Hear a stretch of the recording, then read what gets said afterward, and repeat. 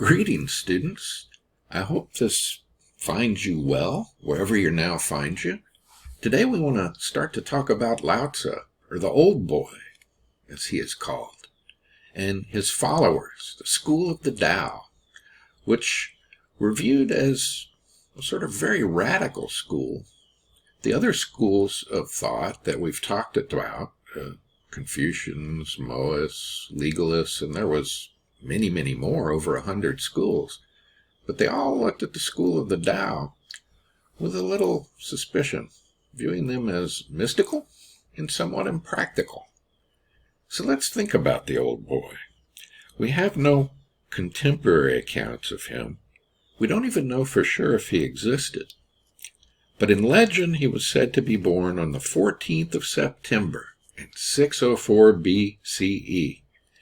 And here is part of the only account we have from the historical records of Sima Shen, the great Chinese historian, in a book of his called The Historical Records, which was written hundreds of years after the time of Lao Tzu. And in this story, we also see Lao Tzu meeting Confucius, which gives us something nice to think about too, in contrasting these two philosophies. As I read this, pay attention to sort of the flavor of the words. It's very nice. As for Old Boy, says Sima Chen, he came from the Goodwill Corners section of Grindstone Village in the Plume Valley, from the Plume Valley clan.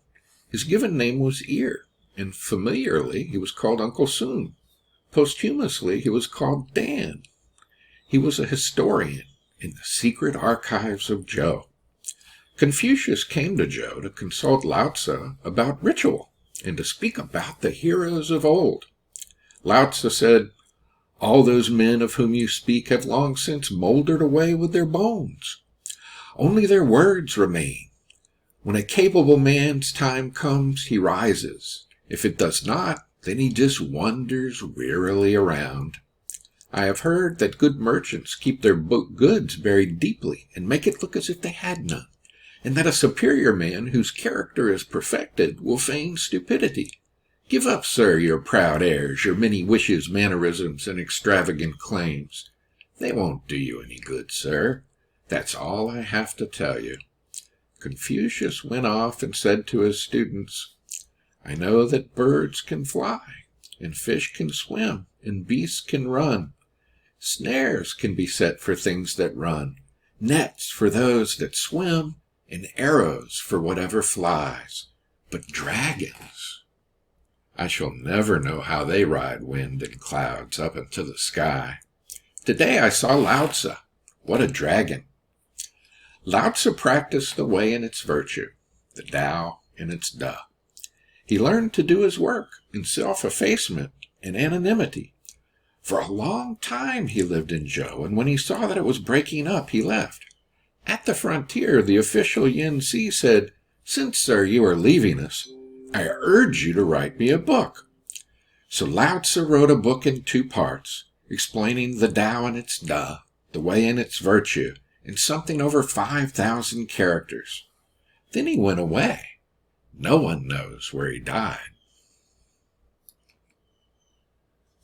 But if you'll notice as you read it, the book claims no author. It's attributed to Lao Tzu, the old master, or the old boy, but it's really anonymous. In the text itself, it mentions no names, no dates, no places or events. And the way we would describe it is, it's the product of a philosophical school.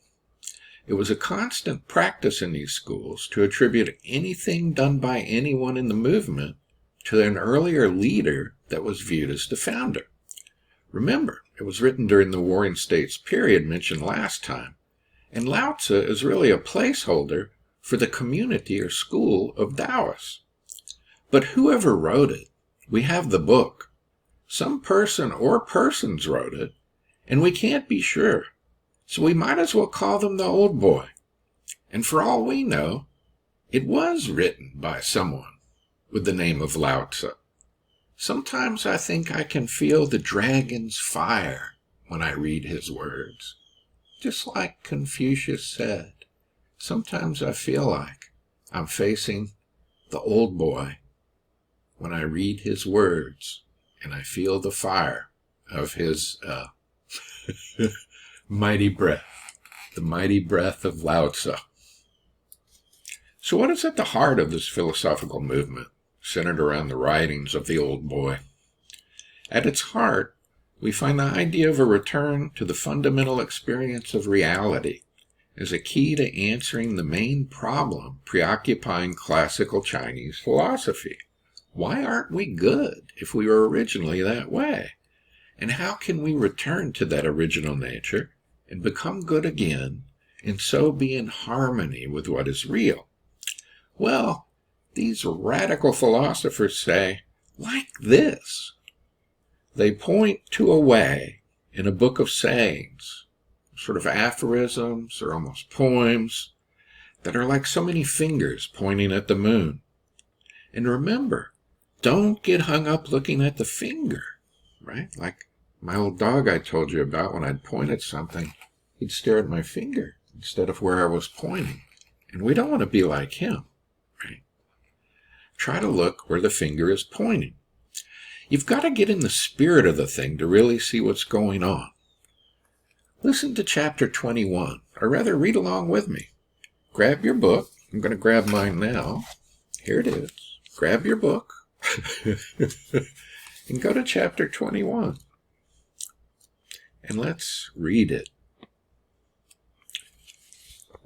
Listen.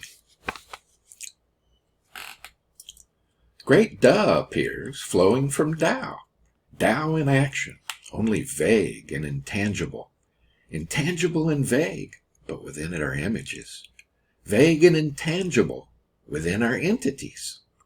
Shadowy and obscure, within it there is life. Life so real that within it there is trust. From the beginning its name is not lost, but reappears through multiple origins. How do I know these origins? Like this. Like this. And the goal is to achieve the way, not to have a theory of it.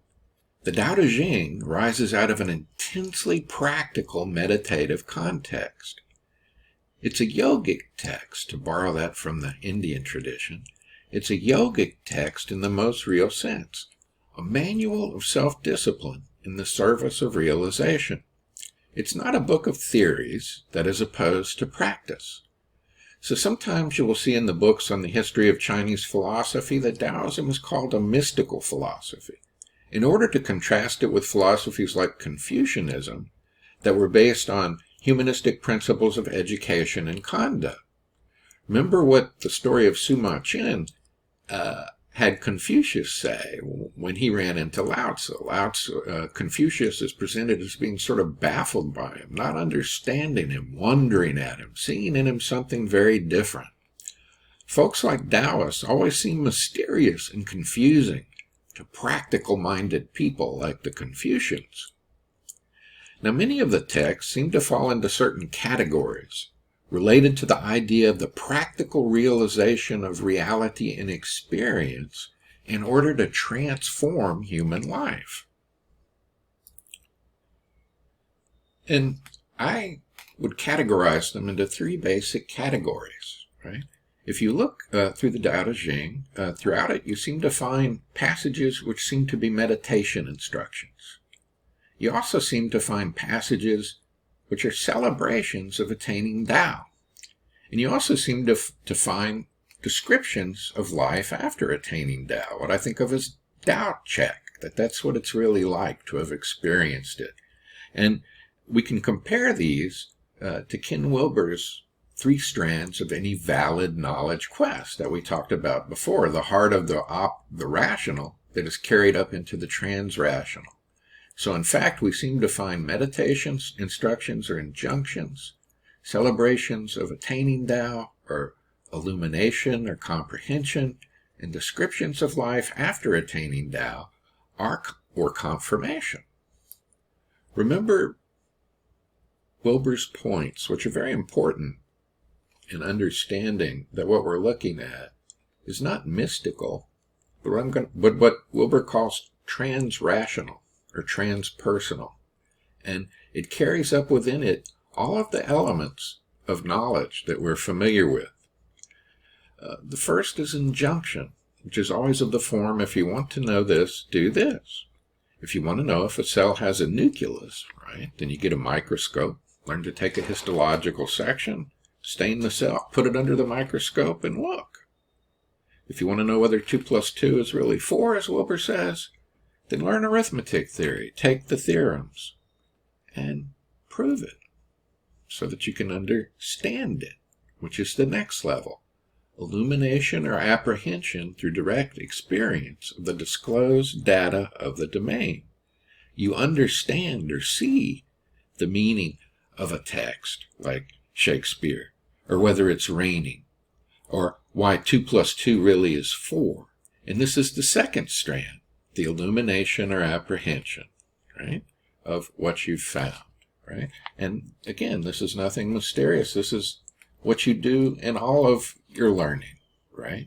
You go to biology lab, you learn how to make a histological section of a cell and to look at it, right? And then you learn to understand it, the first 2 strands. But there's a third strand, communal confirmation or refutation. You could be mistaken. So you check your results with others who've completed the first 2 strands, with others who have performed the injunctions and obtained the data. Your professor comes and checks and sees if you've stained the cell correctly and if you've really understood, if you've had that illumination or apprehension of or understanding of what you were doing. As Wilbur puts it, social practices or social injunctions disclose a type of world space which enable us to see these things we couldn't see before. Things open up before us, right? When we have the requisite cognitive development. Remember the Piaget stages we talked about earlier. And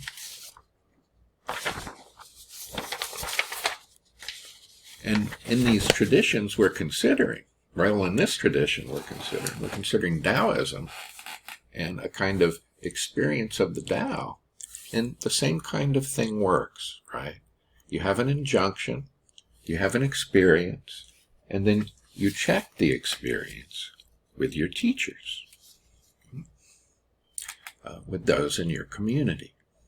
So let's play with that model a bit and see what it can help us do with the text. Turn to chapter 10 with me. Now, what you have to imagine is that these instructions are given in the context of a community, right? A school of Tao, where you have teachers, you have students, you have meditation masters, and so on, right? And while this was a quite radical school, still there were people teaching other people. And you had to go Upanishad, just like with the Indian thinkers, go sit down near this person and learn from them. Or maybe, the school is so radical, maybe you could go sit down near a tree or a squirrel and watch it, and it could begin to give you instructions in a way, right? If you know what I mean. Not to grow too mystical. But look at number 10, right? Can you balance your life force and embrace the one without separation, right?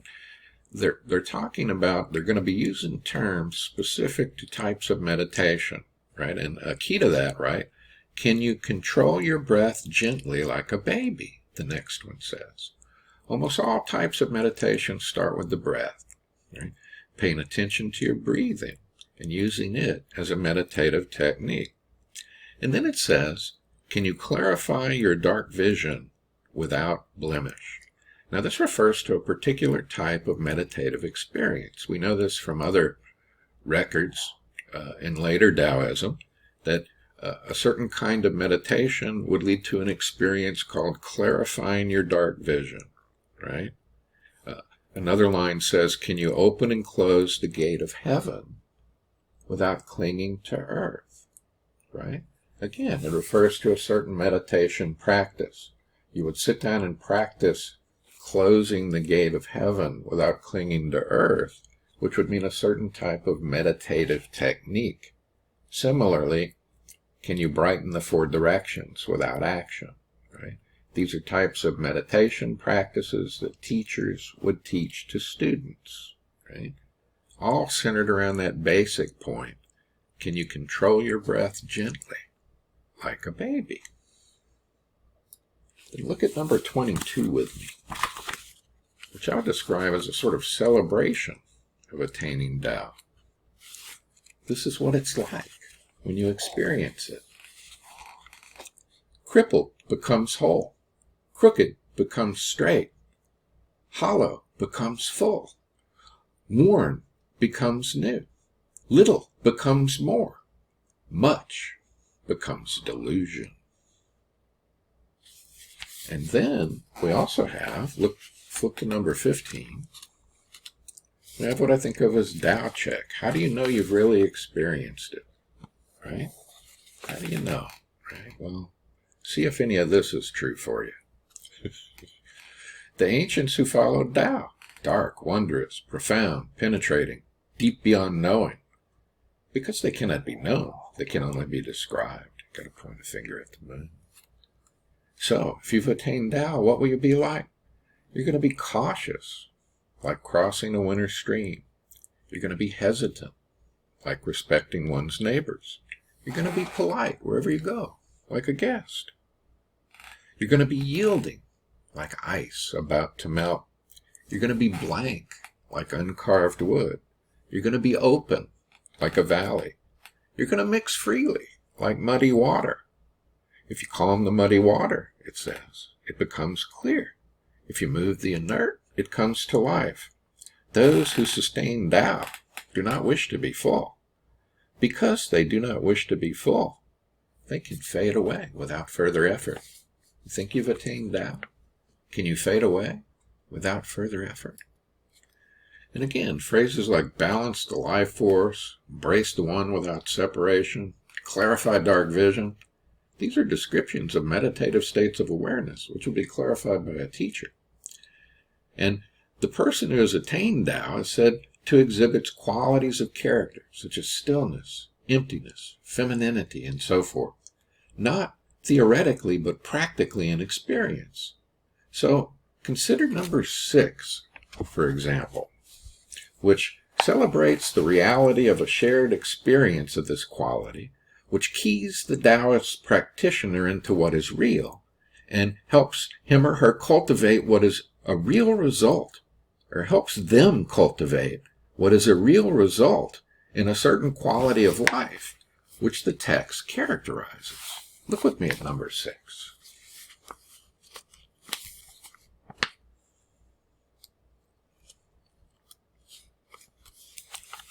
The valley spirit never dies.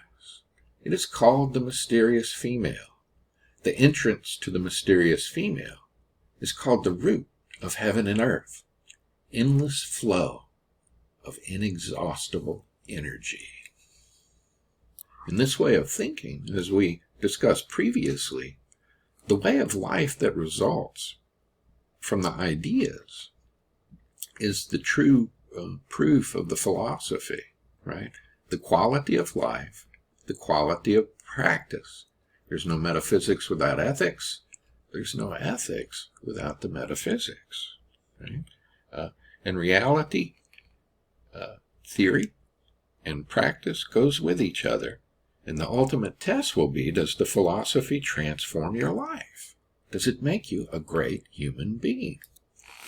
So we have the macrocosm and the macrocosm as well, right? And the macrocosm is Tao, and the microcosm is Da, the way in its integrity. And that has a metaphysics and an ethics, which always go with each other and can never really be thought apart from each other. And if you've taken symbolic logic with me, and here this is just for fun, but if you've taken symbolic logic with me, and the little arrow, will mean if then, and this will mean if and only if, and this will mean and. And what we have is, if metaphysics, then ethics, if and only if metaphysics, then ethics, and if ethics, then metaphysics.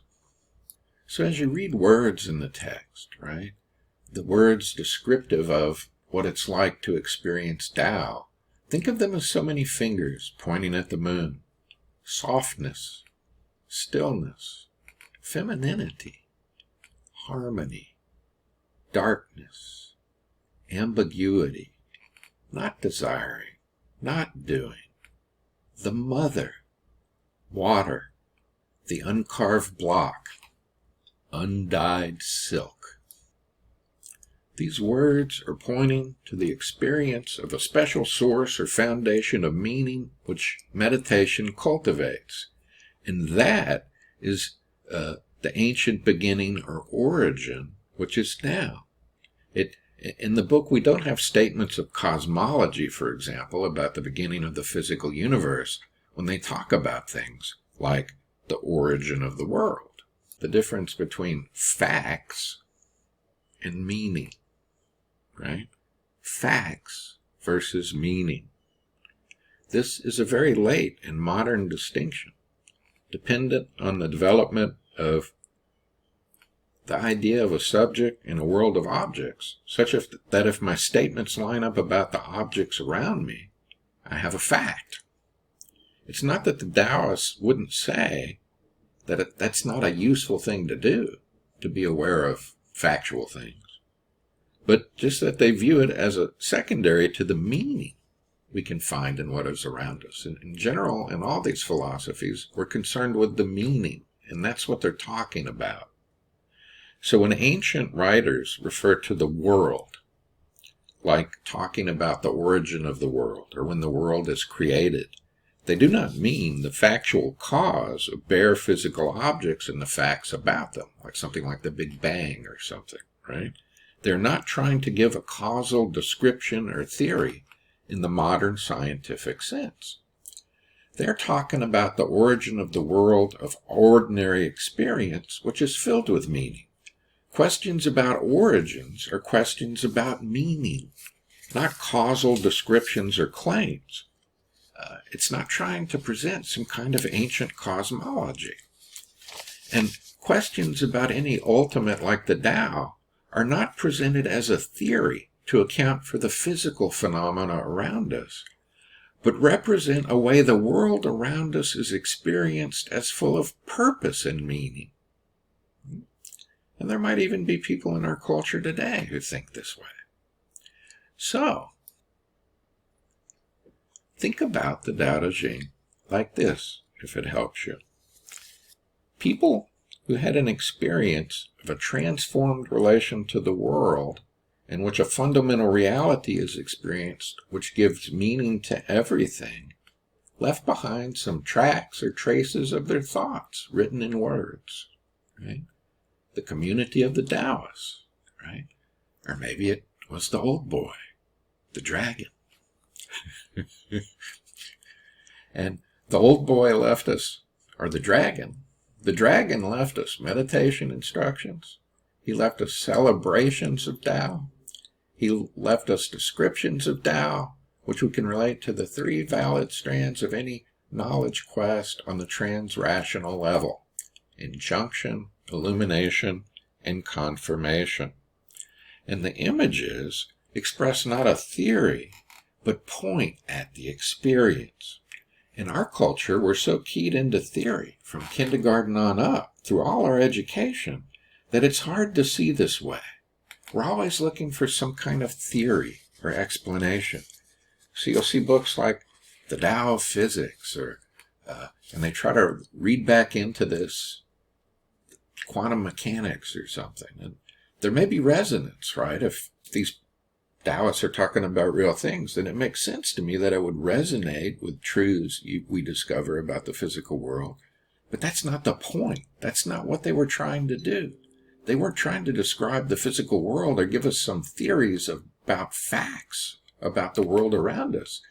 They were trying to live life full of meaning and purpose, and they left tracks and traces of their speculations and thoughts about how to attain that. And the experience then gives rise to both a celebration of its attainment and a guide statement to lead others to the same experience, and describes what it's like so you can be sure you've really experienced it. But the image is not the experience. For as we will talk about next time in more detail, Tao called Tao is just not Tao. So thanks again for your kind attention. I'll be coming at you with more about the Tao real soon.